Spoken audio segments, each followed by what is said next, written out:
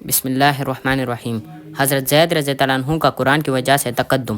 حضرت زید بن ثابت رضی اللہ عنہ کی عمر ہجرت کے وقت 11 سال کی تھی اور 6 سال کی عمر میں یتیم ہو گئے تھے۔ بدر کی لڑائی میں اپنے آپ کو پیش کیا، اجازت نہ ملی، پھر احد کی لڑائی میں نکلے مگر واپس کر دیے گئے، جیسا کہ ابھی معلوم ہوا۔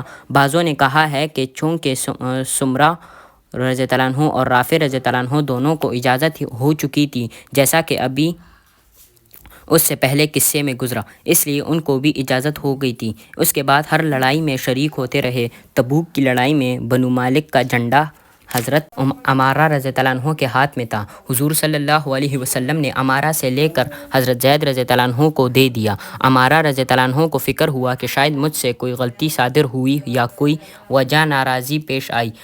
دریافت کیا، یا رسول اللہ، میری کوئی شکایت حضور صلی اللہ علیہ وسلم تک پہنچی ہے؟ ارشاد فرمایا، یہ بات نہیں، بلکہ زید رضی اللہ عنہ قرآن شریف تم سے زیادہ پڑھا ہوا ہے۔ قرآن نے اس کو جھنڈا اٹھانے میں مقدم کر دیا۔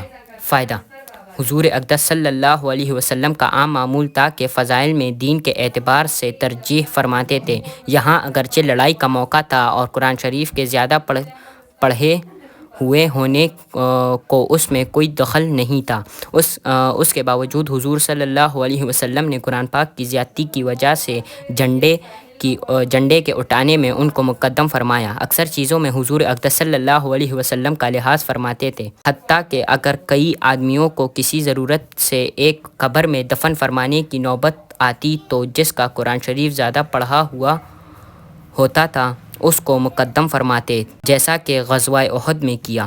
حضرت عمیر رضی اللہ عنہ کا جہاد کی شرکت کا شوق۔ حضرت عمیر رضی اللہ عنہ ابی لہب کے غلام اور کم عمر بچے تھے۔ جہاد میں شرکت کا شوق اس وقت ہر چھوٹے بڑے کی جان تھا۔